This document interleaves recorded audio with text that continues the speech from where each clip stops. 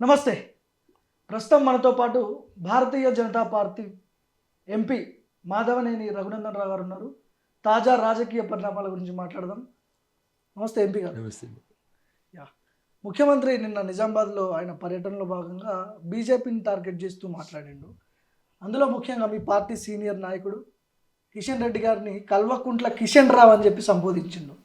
So మీరు దీన్ని ఎట్లా చూస్తారు? దీని గురించి ఏం చెప్తారు? గత 2-3 రోజులుగా ముఖ్యమంత్రి గారు మాట్లాడుతున్న మాటలను చూస్తుంటే ఈ రాష్ట్రంలో ప్రధాన ప్రతిపక్షం స్థాయికి భారతీయ జనతా పార్టీ ఎదిగిందని చాలా స్పష్టంగా అర్థమవుతుంది. ఓకే, టీఆర్ఎస్ ఖతమైపోయింది కాబట్టే ఆయన బాధ అంతా భారతీయ జనతా పార్టీ మీద కనబడతా ఉంది. అర్బన్లో భారతీయ జనతా పార్టీకి బలం ఎక్కువ ఉంటుంది, మున్సిపాలిటీలలో మేము ఎక్కువ గట్టి పోటీ ఇస్తూ ఉన్నాం కాబట్టి ముఖ్యమంత్రి మా మీద దాడికి పూలుకుంటున్నాడు తప్ప ఇంకొకటి లేదు. కాకపోతే ఎతి ప్రాసల కోసం ఎవరో రాసిస్తే చెప్పినట్టు కనబడతా ఉంది కల్వకుంట్ల కిషన్ రావు అనేటువంటి పదం. ఓకే, అంతకుమించి ఆ ఆరోపణలలో ఏం నిజం ఉందని నేను అనుకోవట్లేదు. ఓకే. గతంలో సిబిఐకి కాళేశ్వరం ప్రాజెక్టుకి సంబంధించిన కేసుని సిబిఐకి అప్పచెప్తే 48 గంటల్లో మేము జైలుకు పంపిస్తామని చెప్పి మీ పార్టీ నాయకులే గతంలో మాట్లాడారు. ఇప్పుడు సిబిఐకి అప్పచెప్పినాం, మీ చేతిలో పెట్టినాం, బాల్ మీ కోర్టులో ఉంది, మీరు జైలుకు పంపించడమే మిగిలి ఉంది అని చెప్పి రేవంత్ వ్యాఖ్యలు ఎట్లా చూడాలి? ఇప్పుడు తెలుగు మీడియా మిత్రులకి నాదొక విజ్ఞప్తి. రేవంత్ రెడ్డి గారు పంపించింది సిబిఐకి కాళేశ్వరాన్ని పూర్తి స్థాయిలో సిబిఐకి అప్పగించలేదు. ఆయన కాళేశ్వరం ప్రాజెక్టులో ఒక 3 బ్యారేజీలలో కొంత నష్టం వాటిల్లిందని, బ్యారేజీలు కూలిపోయినాయని దాని మీద పీసీ ఘోష్ అని ఒక రిటైర్డ్ జడ్జి గారితో ఒక ఎంక్వైరీ చేయించారు. దాన్ని అసెంబ్లీలో పెట్టి దాని మీద సిబిఐ విచారణకు పంపించని చెప్పి కోరడం జరిగింది. దాన్ని హైకోర్టు స్టే ఇచ్చింది. భారతీయ జనతా పార్టీగా మేము మొదటి నుంచి చెప్తా ఉన్నాం, కాళేశ్వరం యాజ్ ఏ హోల్గా మీరు సిబిఐని అడిగితే సిబిఐ పనిచేయడానికి సిద్ధంగా ఉంది. దానికి కూడా హైకోర్టు స్టే అనేది ఒకటైతే మేము ముందుకు పోతాం.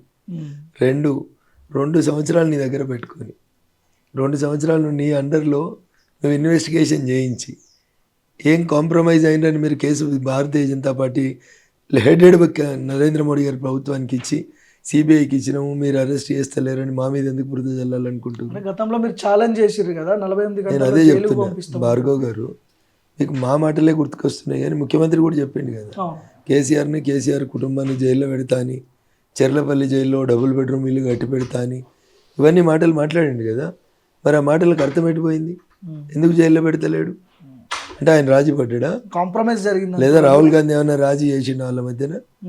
కాంగ్రెస్ టీఆర్ఎస్ల బంధం వీణా వాణిల బంధం. అది దాన్ని ఏ డాక్టర్ కూడా ప్రపంచంలో ముఖ్యమంత్రి మాట్లాడారు. నేను ఇది ఏడాది నుంచి చెప్తుంటే వాళ్ళు ఇప్పుడు మాట్లాడి ఉంటారు, నేను చూడలేదు. ఈ బంధం వీణా వాణిల బంధం.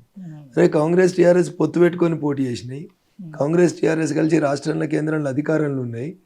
భారతీయ జనతా పార్టీ టీఆర్ఎస్ ఎప్పుడు కలవలేదు, పోటీ చేయలేదు, పొత్తు పెట్టుకోలేదు. అట్లాంటిది మాకు సంబంధం ఉందని మాట్లాడడం అనేది ముఖ్యమంత్రి గారు కావాలని బురద చల్లే కార్యక్రమం తప్పితే ఇంకొకటి కాదు. ఓకే, అంటే కేసీఆర్ని, కేటీఆర్ని, బీఆర్ఎస్ టోటల్ బీఆర్ఎస్ పార్టీలో ఉన్న కీలక నాయకుల్ని ఇప్పుడు కిషన్ రెడ్డి అని చెప్పి కాళేశ్వరం పక్కన పెట్టబ్బా, కార్ రేస్ ఈ కార్ రేస్ ఫార్ములా ఈ కార్ రేస్ కాళేశ్వరం అనేది 1,00,000 కోట్ల. ఒక్క నిమిషం చిన్నది, ఒక్క నిమిషం మీరు తొందరపడతారు ఎక్కువ. తెలుగు మీడియాకి అత్యుత్సాహం ఎక్కువ. నేను అదే చెప్తా ఉన్నా, నీకు చేతనైతే కాళేశ్వరం ఇంటోటోగా అసెంబ్లీ తోటి పీసీ ఘోష్ కమిషన్ నివేదికతో సంబంధం లేకుండా కాళేశ్వరం ప్రాజెక్ట్ అనే ప్రాజెక్టు ప్రారంభించిన నాటి నుంచి ఇవి ఈ రోజు దాకా జరిగిన అవకతవకల మీద విచారణ జరపమని ఒక సింగిల్ లైన్ తోటి రాయమనుండ్రి. పీస్ చేసి దాంట్లో 3 బ్యారేజ్ల గురించి పంచాయతీ ఎందుకు? దాన్ని కూడా హైకోర్టు పోతే హైకోర్టు స్టే ఇచ్చింది కదా, వాళ్ళ మీద విచారణ చేయొద్దని, ఫర్దర్ యాక్షన్ ఉండొద్దని ఇచ్చింది కదా. ఏం ఫాలోఅప్ చేస్తున్నావు నువ్వు కోర్టులో? స్టే ఎందుకు వెకెట్ చేపిస్తలేవు? నీ చేతులు ఉంది కదా, సిట్ నీ చేతుల్లోనే ఉంది కదా, ఏసీబీ నీ చేతుల్లోనే ఉంది కదా. ఎందుకు హరీష్ రావుని అరెస్ట్ చేస్తలేవు? ఎందుకు కేటీఆర్ని అరెస్ట్ చేస్తలేవు? సరే కాళేశ్వరం సంగతి మేము చేస్తలేము అనేది మా మీద బురద చల్లడానికి నువ్వు చేస్తున్న ప్రయత్నం. నీ కాళేశ్వరం మీద చిత్తశుద్ధి లేదు, టెలిఫోన్ ట్యాపింగ్ మీద చిత్తశుద్ధి లేదు. పోనీ టెలిఫోన్ ట్యాపింగ్లో అయితే ఆధారాలు వచ్చినాయి కదా, పోలీసు వాళ్ళు అందరూ ఒక పేరు చెప్పారు కదా పెద్ద ఆయన అని. మరి ఆ పెద్ద ఆయన తీసుకుపోయి లోపల ఎందుకు వేస్తలేవు? నీతోటి ఏం చేత కాదు. నీకు రాజీ కుదిరిచింది ఎవరో చెప్పు. నీ నాయకత్వం అగ్రనాయకత్వం కుదిరిచిందా? నువ్వు కుదుర్చుకున్నావా? ఎందుకు కేటీఆర్ మీద ఎందుకు కేసులు ఉన్నా అరెస్ట్ చేస్తలేవు? హరీష్ రావు మీద కేసులు ఎందుకుంటే అరెస్ట్ చేస్తలేవు? ఆయన రోజు కేటీఆర్ రంకెలేస్తుండు కదా, అదో లోటపీస్ కేసు అని రంకెలేస్తుండు. ఏమైంది మరి? నిన్ను గొర్ర గుంజుకపోయి తీసి పారేసి జైల్లో వారేసారు కదా వాళ్ళు. ముఖ్యమంత్రి ఉన్నప్పుడు నువ్వు ఎమ్మెల్యే ఉన్నప్పుడు జైల్లో వేసిర్రు, ఎంపీ అయినాక జైల్లో వేసిర్రు నిన్ను. మరి నీకెందుకు చేతన అయితే లేదు? వాళ్ళు ఇప్పుడు ఎమ్మెల్యేలే కదా, Harish Rao MLA, KTR MLA, KCR MLA. ఎందుకు చేతనైతే లేదు? నువ్వు ముఖ్యమంత్రి కుర్చీలో ఉండి ఎవరికి భయపడుతున్నావు? ఎవరితో రాజపడుతున్నావు? ఎవరితో ఒప్పందాలు చేసుకున్నావు? ఇది ప్రజలకు చెప్పడం చేతగాక ఉల్టా చోర్ కొత్తవాళ్ళ అంటే అని దొంగనే దొంగ అని అరిచినట్టు రేవంత్ రెడ్డి వాళ్ళిద్దరు రాజీ పడి మా మీద ఎందుకు మాట్లాడుతున్నారు? రేవంత్ రెడ్డి తోటి టీఆర్ఎస్కు రాజీ లేకపోతే కవిత పోయి టీఆర్ఎస్ పక్కన ఎందుకు చేరింది? ఓటుకు నోటు కేసులో 9.5 ఏళ్ళు మీరు ముఖ్యమంత్రిగా ఉండి ఎందుకు మాట్లాడితే కేటీఆర్ చెప్తాడు కదా, పట్ట పగల నోట్ల కట్లతోటి దొరికిన దొంగ అని. మరి ఆ దొంగను ఎందుకు ఉరిదీయలే 9.5 ఏళ్ళల్లా? మీరే ఉన్నారు కదా అధికారంలో. సో అప్పుడు కాపాడినందుకు ఇప్పుడు ఈయన కాపాడుతా ఉన్నాడు. ఇచ్చిపుచ్చుకునే ధోరణి వాళ్ళు ఇద్దరిది. వీణావాణిల బంధం అనే టైటిల్ ఏమన్నా ఉంటే అది రఘునందన్ రావు స్టార్ట్ చేసిండు, లాంగ్ బ్యాక్ స్టార్ట్ చేసిండు. రేవంత్ రెడ్డి ముఖ్యమంత్రి అయ్యకంటే ముందు నుంచి స్టార్ట్ చేసినాం. ఓకే, సో కేటీఆర్ని కేసీఆర్ని అరెస్ట్ అవ్వకుండా జైలుకు పంపకుండా కాపాడేది కిషన్ రెడ్డి అని చెప్పి. కిషన్ రెడ్డి గారికి ఏం సంబంధం అంటున్నా? ఏమైనా బుర్రుని మాట్లాడుతుందా లేదా ముఖ్యమంత్రి? ఏసీబీ ఎవరి కింద పనిచేస్తుంది? ముఖ్యమంత్రి గారి కింద పనిచేస్తుంది. మీరు వేసిన సిట్ని ఎవరు వేసారు? రాష్ట్ర ముఖ్యమంత్రి గారు వేసారు. వాళ్ళతో చెప్పి అరెస్ట్ చెప్పి అంటున్నా. దానికి కిషన్ రెడ్డికి ఏం సంబంధం? దానికి కిషన్ రెడ్డి గారికి పార్ట్నర్స్ కొల్యూడ్ అయిపోయి ఉన్నారు అని చెప్పి చెప్తున్నాడు ఆయన. దేంట్లో పార్ట్నర్స్? అన్నిట్లో. ఏం ఎస్టాబ్లిష్ చేసినావు? అన్నిట్లో తెలివి తక్కువ మాటలు మాట్లాడొద్దు. నువ్వు ఒక బాధ్యతాయుత స్థానంలో ఉన్నావు. ఎస్టాబ్లిష్ చేయమంటున్నా. నేరం ఎస్టాబ్లిష్ చేయడం చేతగాక మీడియా ఉందని ఏది పడితే అది మాట్లాడేటట్లయితే ముఖ్యమంత్రి వ్యాఖ్యలు అవి మనవి కాదు. అదే ఏదో అంటున్నా నేను. మీరు మాట్లాడుతున్నారు అంటే నేను మాట్లాడిన వాళ్ళ గురించే మాట్లాడుతున్నా. ఏరి అంటున్నా. సాక్ష్యం ఆధారం ఉంటే ప్రజల ముందు పెట్టు. మొత్తం ఎలక్షన్లు వచ్చినాయి కాబట్టి బట్టగలిసి మీద వారేస్తానే కార్యక్రమం వద్దు అంటున్నా. ఓకే, ముఖ్యంగా మీరు మున్సిపాలిటీ గతంలో సర్పంచ్ ఎన్నికల్లో పోటీ చేసిరు. 703 సర్పంచ్ అభ్యర్థులేమో మీరు గెలవడం జరిగింది, బీజేపీ అభ్యర్థులు. మున్సిపల్ ఎన్నికలు వస్తున్నాయి, ఇప్పుడు మీరు కూడా బరిలో ఉంటారు. ఎట్లా ఉంటుంది అనుకుంటారు ఫైట్? బీజేపీ, కాంగ్రెస్, బీఆర్ఎస్ మేమిద్దరమే ఉన్నాం తెలంగాణలో, మేమే ఫైట్ మా మధ్య ఉంటుందని చెప్పి 2 పార్టీలు చెప్పుకుంటారు. మీరు మీ తినబోతు రుచులు అడగడానికి అబ్బా 13వ తారీఖు దాకా ఆగితే మీకే తెలుస్తుంది ఎవరైనా గెలుస్తారు, ఎవరేం జరుగుతుంది అనేది. ఒప్పుకోకూడదు 4 రోజులు. అంటే ఎగ్జాంపుల్ సర్పంచ్ ఎన్నికలు చూపిస్తున్నారు. నేనేమంటున్నా 4 రోజులు ఒప్పుకోవట్లేదు అంటున్నా. ఎందుకు తొందర? ఎందుకు? ఓకే, టీఆర్ఎస్కి మాట్లాడేందుకు కానీ ఆలోచించేందుకు కానీ ఒక పద్ధతి ఉండాలి. మా మీడియా మిత్రులకు కూడా తొందరపాటు ఎక్కువ. నేను ఎందుకంటున్నా అంటే 12,000 సర్పంచ్లు ఉన్న టీఆర్ఎస్ 3,000 సర్పంచ్లకు వచ్చింది. 3,400 చిల్లర. అదే 12,000కి వెళ్ళి 3,000కి వస్తే టీఆర్ఎస్ గొప్ప కనబడుతుంది మీకు. అవునా? 10లలో సింగిల్ డిజిట్లో ఉన్న మేము 1000 దగ్గరికి వస్తే మీకు పెరగలేదు బీజేపీ అని కనబడుతుంది.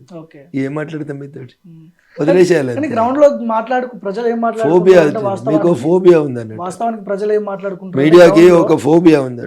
ఒక రఘునందన్ రావు, ఒక అరవిందో, లేకపోతే ఒక సంజయ్ ఉండుంటే పార్టీకి చీఫ్గా ఇట్లాంటి పరిస్థితులు రాష్ట్రంలో ఉండకపోతుండేమో చర్చ అయితే గ్రామస్థాయిలో జరుగుతుంది. మీకు అది మీకు కూడా ఐడియా ఉండే ఉంటుంది, మీ వరకు వచ్చే ఉంటుంది. మాకైతే వినబడలే అట్లాంటి చర్చ. పార్టీ అధిష్టానం ఏం నిర్ణయం తీసుకున్నా, పార్టీ అధ్యక్షుడికి ఎవరున్నా మేము మా శక్తియుక్తులన్నింటిని ఉపయోగించి పనిచేస్తాం. దాంట్లో నో సెకండ్ ఒపీనియన్. చూస్తున్నారు కదా ఇప్పుడు బ్రేక్ లో ఉన్నాం సార్. మున్సిపల్ ఎలక్షన్స్ ప్రచారం బ్రేక్ లో ఆగి మాట్లాడుతున్నాం మీతోటి. గొంతు పోయింది. రోజు రాత్రి 12-1 గంటల దాకా తిరుగుతూ వస్తా ఉన్నాం. ఇంకా మేము పనిచేస్తలేము, అధ్యక్షుడు ఇది కావాలి అది కావాలి. నిన్ననే రాష్ట్ర అధ్యక్షుడిని మా నర్సాపూర్కు పిలుచుకున్నాను నేను. మొన్న అంతకుముందు 2 రోజుల ముందు కేంద్ర మంత్రి కిషన్ రెడ్డి గారు వచ్చిపోయినారు. నిన్న ధర్మపురి అరవింద్ గారు వచ్చిపోయినారు. ఎవరు ఈటల రాజేందర్ గారు వస్తున్నారు. ఎవరు తిరుగుతలేదు? ఎవరు? అందరం హోల్ హార్టెడ్గా కార్యకర్తల కోసం తిరుగుతున్నాం. పబ్లిక్ కూడా వాళ్ళకు అగ్రెసివ్ పాలిటిక్స్ అంటేనే ఇంట్రెస్ట్ చూపిస్తుంటారు కదా. కొంత రామచంద్రరావు గారు కొంత సౌమ్యుడు, ఆయన పనితనం కొంత ఉన్నప్పటికీ కూడా మీ అంత అగ్రెసివ్ గా మీరు ఉన్నారు. ఇప్పుడు అరవింద్ ఉన్నారు, సంజయ్ ఉన్నారు, మీలాగా మాటలు మాట్లాడలేదు కదా, మాటలు నరేంద్ర మోడీ గారు ఉన్నారు. రోజు బూతులే తిడుతురా, రోజు మతం గురించే మాట్లాడుతుండ్రా. 25 ఏళ్ళ నుంచి ఓటమి లేకుండా ముఖ్యమంత్రిగా ఇటు ప్రధానమంత్రిగా పనిచేస్తూ వచ్చారు. బూతులు తిడితేనే, అగ్రెసివ్గా తిడితేనే సమాజం స్వాగతిస్తుందంటే 3వ ప్రధానమంత్రి నరేంద్ర మోడీ గారు ఎట్లా అవుతారు? కారు కదా. 3 సార్లు ముఖ్యమంత్రి ఎట్లా అయినారు గుజరాత్కి.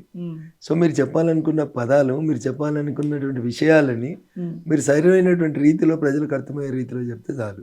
దానికి అగ్రెషన్ కావాలి, దానికి బూతులు తిట్టాలి, ఇట్లా మాట్లాడుకోవడం అయితే కరెక్ట్ కాదు ప్రజాస్వామ్యంలో అనేది నా అభిప్రాయం. భారతీయ జనతా పార్టీ నుంచి 8 మంది ఎమ్మెల్యేలు, 8 మంది ఎంపీలు, 2 కేంద్ర మంత్రులు ఉన్నారు.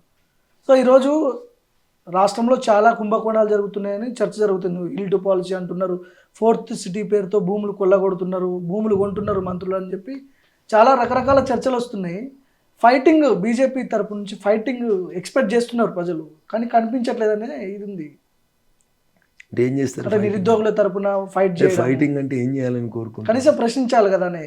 అంటే రాస్తలేరు కదా, మేము ప్రశ్నించినంత ఎవరు ప్రశ్నిస్తలేరు కదా. మీ కేటీఆర్ హరీష్ రావు గారు ఇచ్చేటువంటి డబ్బులు తీసుకొని నడిచేటువంటి యూట్యూబ్ ఛానళ్ళు, డబ్బులు తీసుకొని నడిచేటువంటి మీడియా మిత్రులు ఉన్న తర్వాత మేము ఏం చేస్తాం? ఆయన ఒక ఆయన సిరిసిల్ల ఎమ్మెల్యే, ఇంకొక ఆయన సిద్దిపేట ఎమ్మెల్యే, వాళ్ళ వార్తలు ఫస్ట్ పేజీలో ఉంటాయి. మేము ఎంపీలేము, మా వార్తలు ఉండవు. దానికి ఎవరు ఏం చేస్తారబ్బా?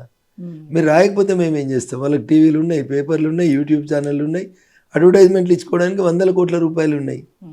ఎమ్మెల్యే కానోళ్ళు కూడా క్వార్టర్ పేజీలు మెయిన్ ఎడిషన్లలో రాస్తాయి పేపర్లు. వాళ్ళ ఇష్టం, వాళ్ళ పేపర్లు, వాళ్ళ పైసలు, వాళ్ళ ఇష్టం. మనం ఏం చేస్తుంది దానికి భార్గవ్?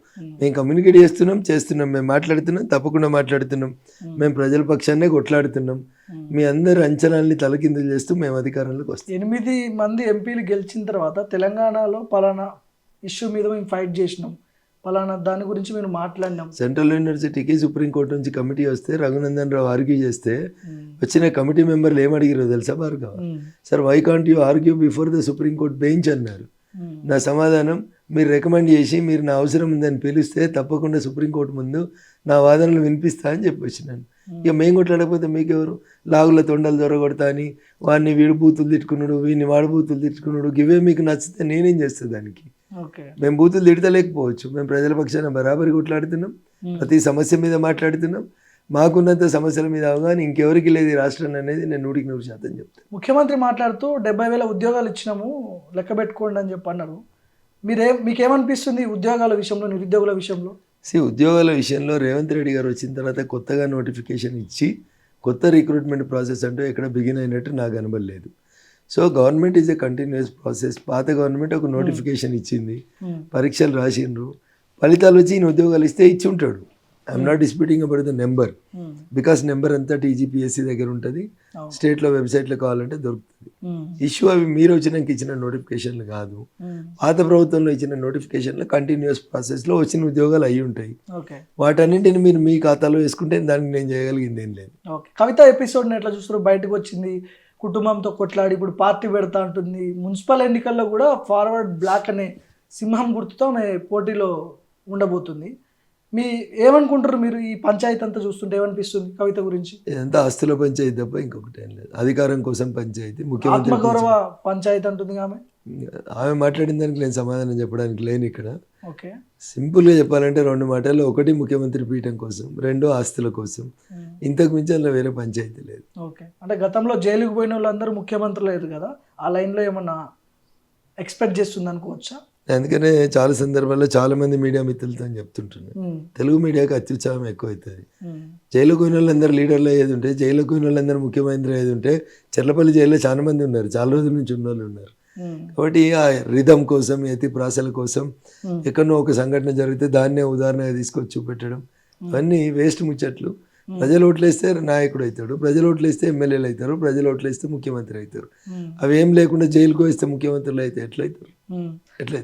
ఎప్పుడు కేసీఆర్ ప్రస్తావన లేకుండా ముఖ్యమంత్రి మాట్లాడు రేవంత్ రెడ్డి, కానీ ఈసారి కొంత కొత్తగా అనిపించింది. అంటే బీజేపీని అటాక్ చేయడం, కిషన్ రెడ్డిని అటాక్ చేయడం. భారతీయ జనతా పార్టీ అంటేనే అర్బన్ ఏరియాలో ఎక్కువ ఉంటుందని ప్రజలకు ఒక ఫీలింగ్.